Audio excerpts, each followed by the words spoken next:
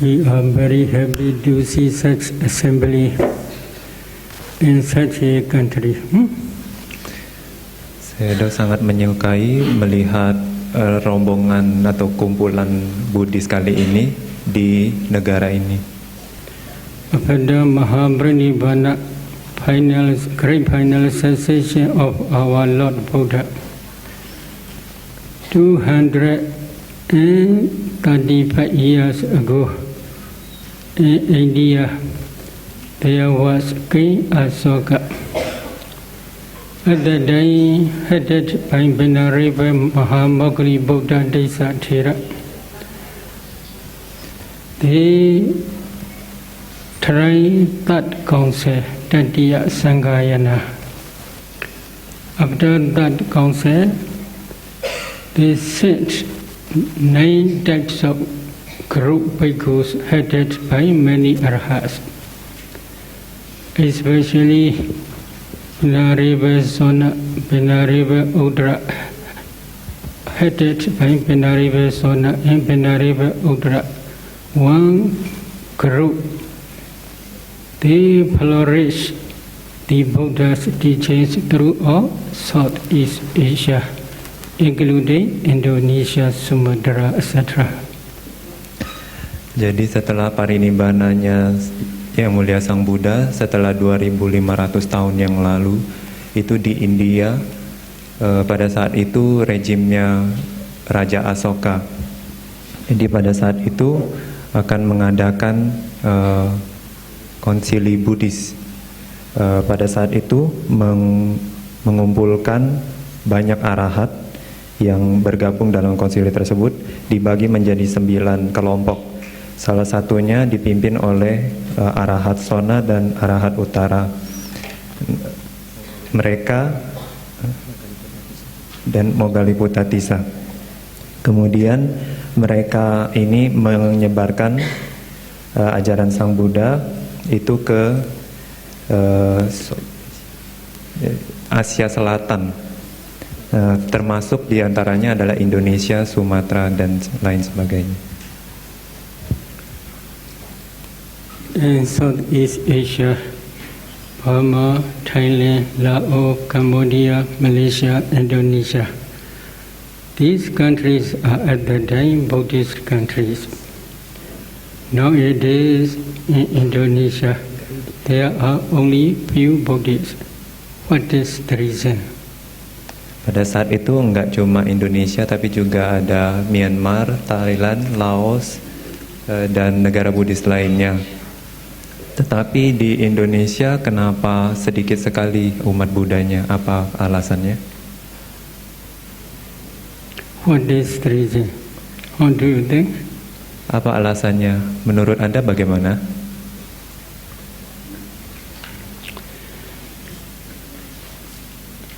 Before Mahaprinibbana, great Prinibbana of our Lord Buddha, on the last night, Buddha says to Subhadda Paribhajaka, Ime ca Subhadda Bhikkhu Samma Vihareyo Asunyo Loko Arhante I Asa. What is the meaning? Subhadda, if these bhikkhus will practice the Noble Eightfold Path, then this world cannot be the void of arhats. There will be always arhats if the bhikkhus practice diligently Noble Eightfold Path, and this Buddha's dispensation. Jadi sebelum Sang Buddha parinibbana, malam terakhirnya Sang Buddha membabarkan dhamma kepada Subhadda. Jadi Subhadda ini adalah pertapa jalanan. Jadi pada saat itu Sang Buddha memberikan kalimat Pali seperti yang saya sudah lafalkan, yang artinya adalah Subhadda, jika pada saat ini jalan mulia berunsur 8 itu dilatih dengan tekun, maka selalu di zaman Sang Buddha ini atau Buddha Sasana ini akan selalu ada arahat. What is the meaning? Apa artinya? The meaning is, if a bhikkhu practice diligently Noble Eightfold Path, and if he began Sotapanna stream winner, he should also teach this Noble Eightfold Path to the other bhikkhu to practice diligently to become Sotapanna. Jadi artinya adalah seorang biku, dia setelah melatih jalan mulia berunsur 8 dan mencapai tingkat kesucian seorang Sotapanna, beliau harus mengajarkan biku yang lainnya sehingga dapat mencapai pencapaian yang sama. If a bhikkhu becomes once Radhana Sakadagami by practicing Noble Eightfold Path diligently, then he should teach another person to become Sakadagami once Radhana by practicing Noble Eightfold Path diligently. Jadi kalau seorang biku dapat melatih jalan mulia berunsur 8 dengan tekun hingga mencapai tingkat kesucian dari yang kembali sekali atau Sakadagami, beliau harus mengajarkan tingkat kesucian tersebut kepada mengajarkan cara berlatih jalan mulia berunsur 8 kepada biku yang lain hingga dapat mencapai tingkat kesucian yang sama. If a bhikkhu become Anagami non-Radhana by practicing Noble Eightfold Path diligently, he should also teach other bhikkhu to become Anagami non-Radhana by practicing Noble Eightfold Path diligently. Jadi apabila seorang biku dapat melatih jalan mulia berunsur 8 dengan tekun hingga mencapai tingkat kesucian yang tak kembali atau anagami, beliau harus mengajarkan kepada biku lainnya jalan mulia berunsur 8 hingga biku yang lain tersebut mencapai tingkat kesucian yang sama. If a bhikkhu becomes Arhat, he should, by practicing Noble Eightfold Path diligently, he should also teach another person to become Arhat to practice Noble Eightfold Path diligently. Jadi jika seseorang melatih jalan mulia berunsur 8 dengan tekun hingga mencapai tingkat kesucian Arahanta, dia harus mengajarkan biku yang lainnya hingga mencapai tingkat kesucian Arahanta jalan mulia berunsur 8 ini dengan tekun. If they distribute these dhammas generation to generation by practicing Noble Eightfold Path systematically, and then this world cannot be void of arhats. Jadi apabila mereka setelah melihat sendiri latihan ini, jadi diturunkan dari generasi ke generasi, maka dalam Buddha Sasana ini tidak akan hilang, akan ada selalu tingkat kesucian Arahanta. Therefore, if you want to promote our Buddha's dispensation as well as to maintain our Buddha's dispensation, then you should practice diligently Noble Eightfold Path. Jadi apabila kita ingin mengembangkan dan mempertahankan Buddha Sasana ini, kita harus diri sendiri melatih jalan mulia berunsur 8. What are Noble Eightfold Paths? Apa itu jalan mulia berunsur 8? You may partially understand about Noble Eightfold Path. Tonight I would like to explain about Noble Eightfold Path a little bit more. Mungkin kita hanya mengerti sebagian dari jalan mulia berunsur 8, dan hari ini saya akan menjelaskan lebih detail tentang jalan mulia berunsur 8. Number 1, Sammaditthi, right view. Number 2, Samma Sankappa, right intention. Number 3, Samma Vaca, right speech. Number 4, Samma Kammanta, right action. Number 5, Samma Ajiva, right livelihood. Number 6, Samma Vayama, right effort. Number 7, Samma Sati, right mindfulness. Number 8, Sama Samadhi, right concentration. Jadi yang pertama adalah samaditi, yaitu pandangan benar. Yang kedua adalah sama sangkapa, yaitu pikiran benar atau pikiran benar. Yang ketiga adalah waca, yaitu ucapan benar. Yang keempat adalah sama kamanta, yaitu perbuatan benar.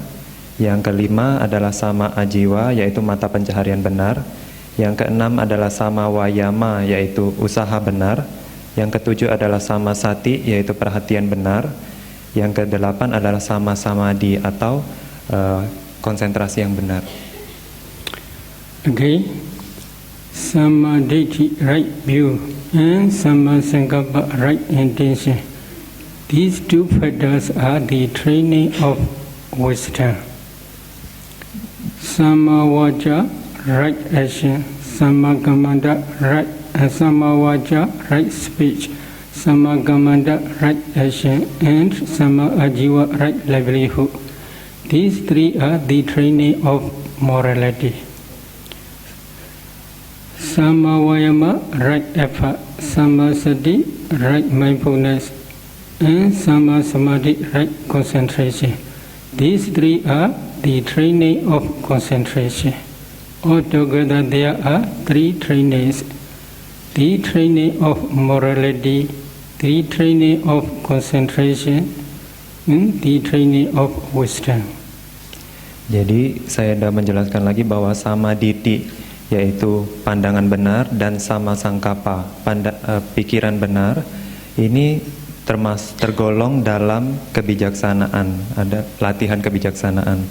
Kemudian sama waca, ucapan benar, sama kamanta, perbuatan benar, dan sama ajiwa, mata pencaharian benar, ini tergolong dalam latihan moralitas. Kemudian sama wayama atau usaha benar, sama sati, perhatian benar, dan sama samadhi, konsentrasi benar, ini ketiga ini tergolong dalam latihan konsentrasi. Jadi kalau kita simpulkan menjadi tiga jenis latihan, yaitu latihan moralitas, konsentrasi, dan kebijaksanaan. The training of morality is sila. The training of concentration is samadhi. The training of wisdom is pinya. So altogether there are three trainings. If you want to practice Noble Eightfold Path systematically and diligently, you must practice Sila training first, the training of morality. You must undertake 5 precepts, or 8 precepts, or 9 precepts, or 10 precepts. Then you should practice the training of concentration, samadhi. Based on samadhi, you must practice the training of wisdom, panya, sikha. Jadi ada 3 jenis latihan yang tadi kita jabarkan adalah latihan moralitas atau sila, latihan konsentrasi atau samadhi, latihan kebijaksanaan atau panya. Jadi apabila kita ingin melatih jalan mulia berunsur 8 secara sistematis dan dengan tekun, maka kita harus mengambil sila, latihan moralitas. Misalnya kita mengambil Pancasila atau 5 sila, Atasila, 8 sila, atau 9 sila, atau 10 sila. Kemudian setelah kita mengambil sila, kita melatih konsentrasi atau latihan samadhi. Kemudian berdasarkan dari latihan konsentrasi, kita melatih latihan kebijaksanaan atau panya, sikha. Nowadays many meditators, they practice vipassana. This is the training of wisdom, panya. However, they do not practice samatha samadhi. Because of this reason, they do not understand Buddha's teaching thoroughly. So today I would like to explain what is samadhi, etc. one by one. Jadi sekarang ini, di waktu sekarang ini, banyak orang itu melatih vipassana. Vipassana ini adalah latihan kebijaksanaan khususnya. Tapi mereka tidak memulai dengan latihan konsentrasi atau samadhi. maka mereka tidak akan mengembangkan pengetahuan.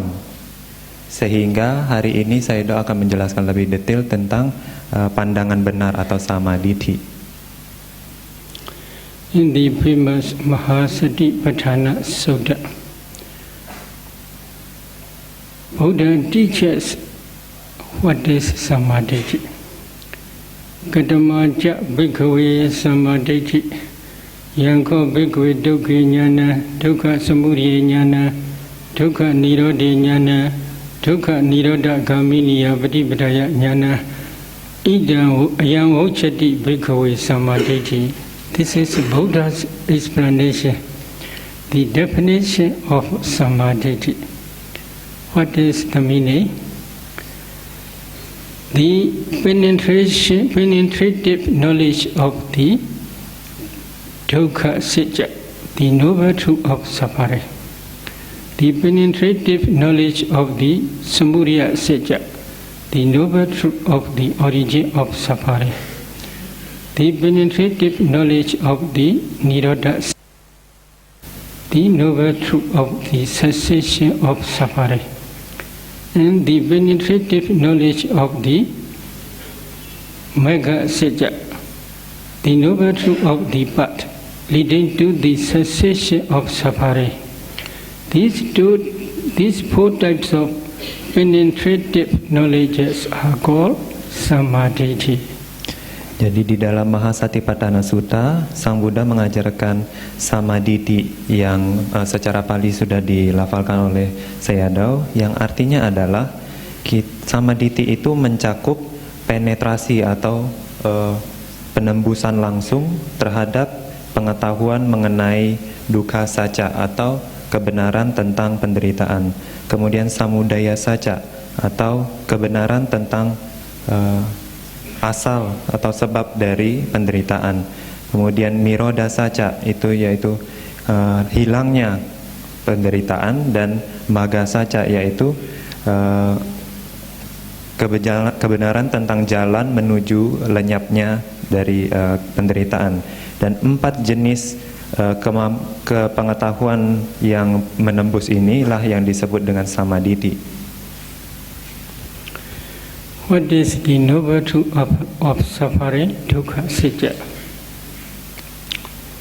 Apa itu jalan mulia tentang kebenaran mulia tentang penderitaan? Sankhitina pinchupadana khandha dukkha. This is the definition of our Lord Buddha.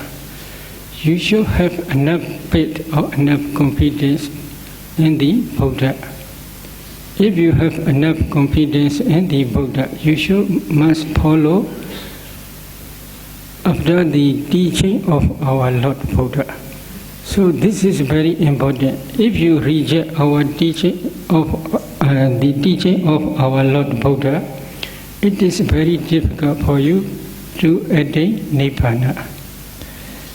Jadi yang dimaksud dengan dukkha satya atau kebenaran mulia tentang penderitaan itu adalah sankhitina pancupadana khandha. Jadi kita harus mempunyai keyakinan dan kepercayaan yang kuat terhadap ajaran dari Sang Buddha, baru kita dapat mengikuti ajaran dari Sang Buddha. Apabila kita mempunyai keyakinan dan kepercayaan diri, kemudian mengikuti ajaran Sang Buddha, kita bisa mencapai nibbana tanpa kesulitan.